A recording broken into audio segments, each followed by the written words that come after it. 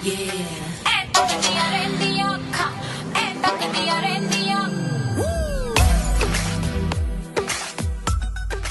Yeah.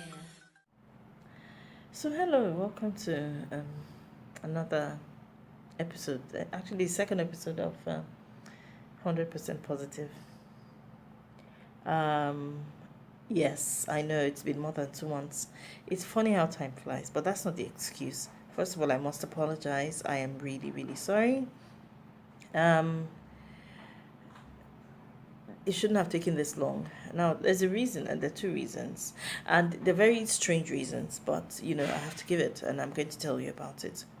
The first reason is that I was worried too much about the aesthetics, blah blah blah, the aesthetics of filming this vlog. What that meant was that I was concerned that I was not in a position to make the picture quality better, or the sound better, and everything, and I didn't think that I should continue until I had everything that could make it, so good. Yeah, but that wasn't really the main reason. The second and actual reason was the fact that, well, here's the thing. You have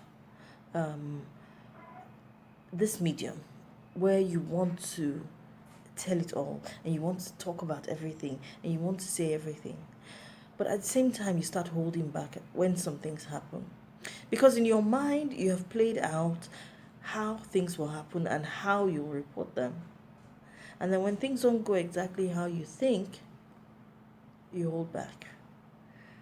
I don't know if you understand what I mean, but it's funny because when, for instance, when I used to blog a lot, I had more than 5 blogs, and yet I couldn't say everything that I wanted to say. Not because there was no actual platform, but because there were some things that I felt I just still wasn't comfortable talking about. Now that's funny because the whole idea is to break this discomfort issue and start talking about things that people don't talk about. But I mean, what can I say? Now, to be honest, there's a bit of shame involved in this, because you feel like things haven't gone the exact way that you planned, and you're not too happy about it, and you're not able to talk about it, But then I shook myself out of it recently because I thought, this is about talking about the things that are difficult to speak about ordinarily, This is about saying things that people don't talk about, including the illness, including the problems they're going through because of the illness or because of other things. So when there are problems, bring them on, and, let's go. And so that's why I'm here now.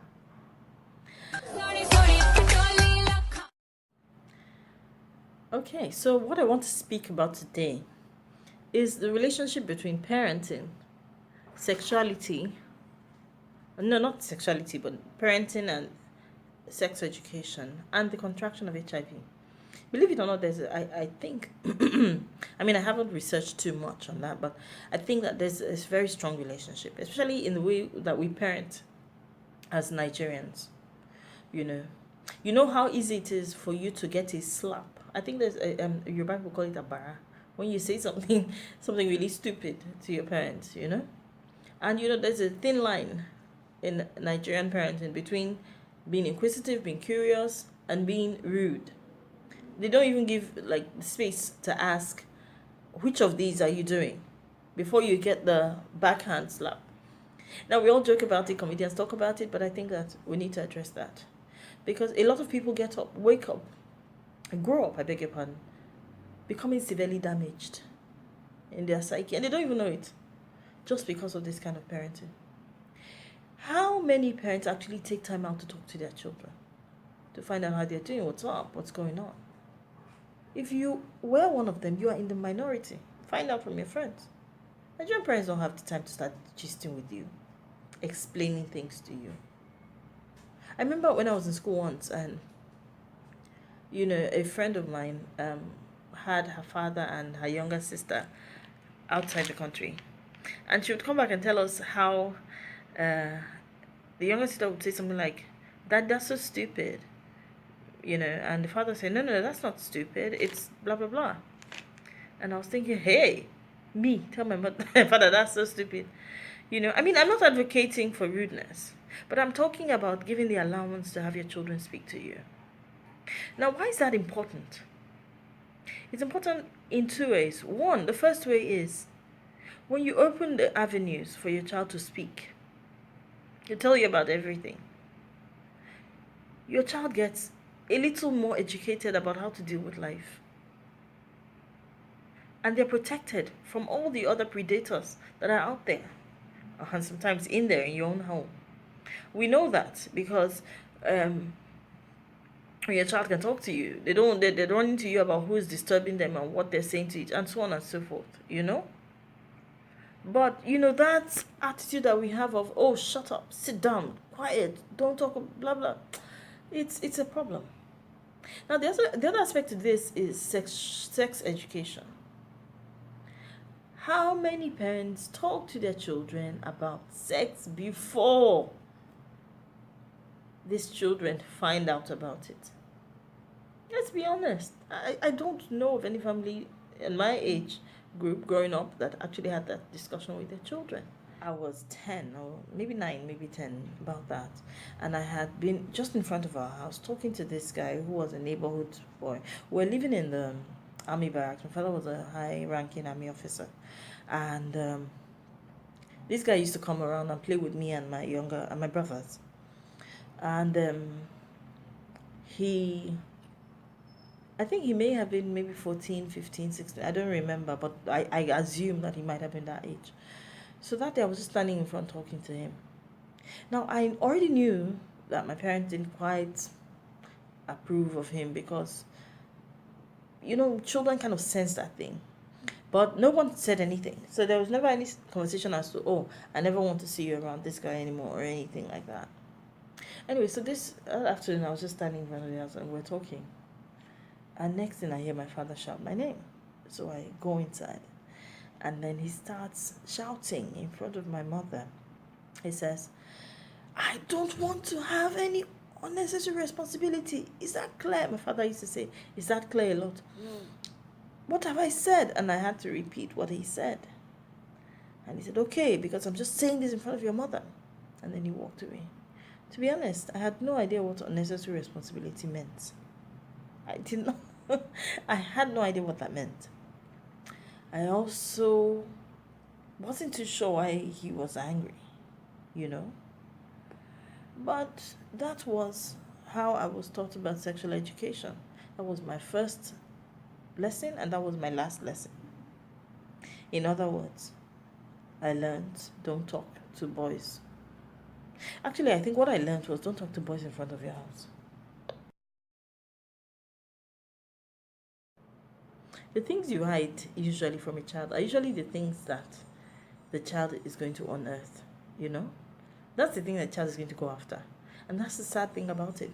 And what's even more scary about this whole thing is that it's usually, again, someone within your own circle that will introduce your child into this thing that you have been hiding from. It's not somebody from far away, those guys that you are hiding, preventing the child from seeing. It's somebody within your own circle. I mean, my story started by, I told you about sexual abuse. I mean, if you don't know about sexual abuse from an uncle who was a priest. Yes, I mean, how much more unsafe can you be? You understand? This is within your own circle. So there are things you need to educate your child on. And it's not about, hey, don't let anybody touch you. If anybody touches you, don't kill. It's about, this is what happens in real life. Let us be honest. And it begins, it begins with allowing your child to have the environment where they can speak to you. I can't emphasize this more. Right now, the statistics for HIV are 64% in children or young people aged 15 to 24. If that is not dismaying, I don't know what is. And I think that a little more openness can change a lot. A little more. And it starts from the way that we address things. It starts from the way we address them. It starts from the way we talk to them. It starts from the way we allow them behave. It starts from the way we allow them express themselves. It starts from what we teach them about gender roles.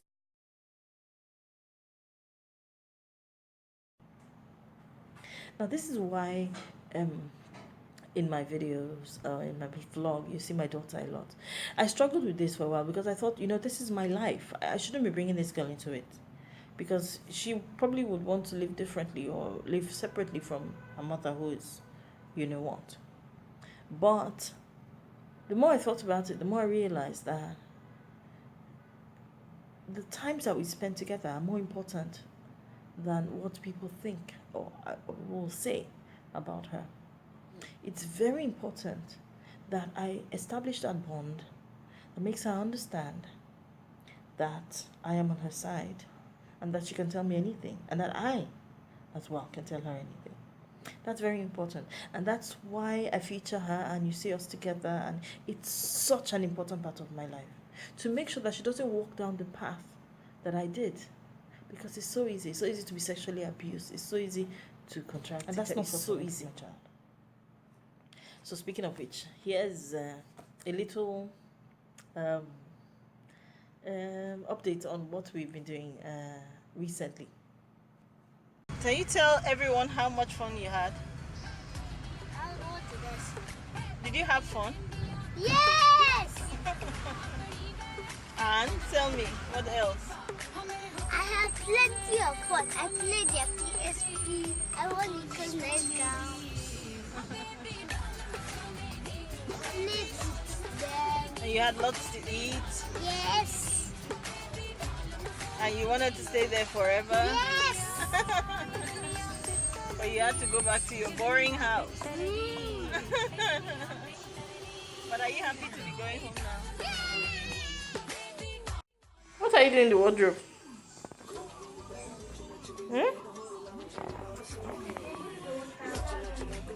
If they don't bring water, you won't come out of the wardrobe. Why? Are you on strike? Water strike. I will lock you inside there so that you won't even see the water when it comes. I will lock you inside so that you will not see the water when it comes, since you're on strike. You're not struck. What are you on? Yeah, that's your water. I'm doing it. Show me you for doing that. Show me you belching. Hey, careful, don't fall down.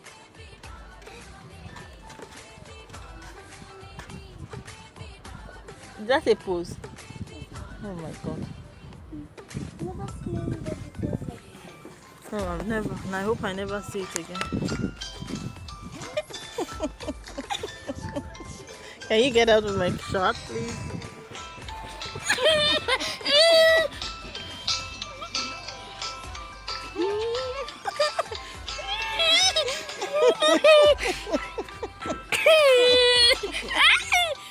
In other news, I finally got my certificate for registration of NGO.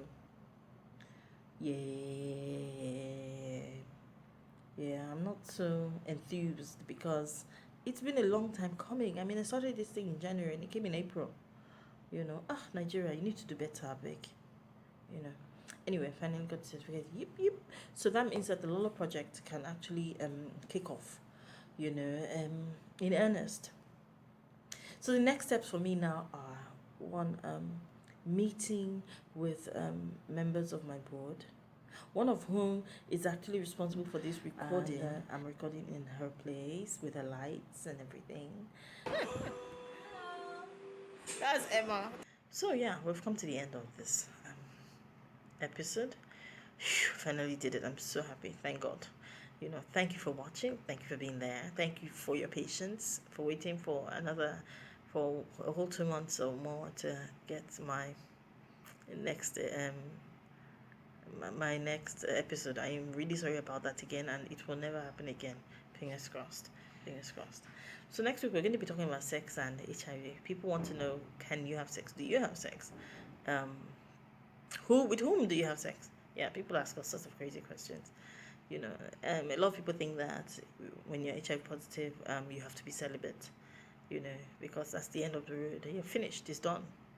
And I find that very laughable because I don't think that in Nigeria we have any celibate people.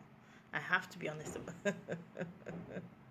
Well, at least not by choice, you know.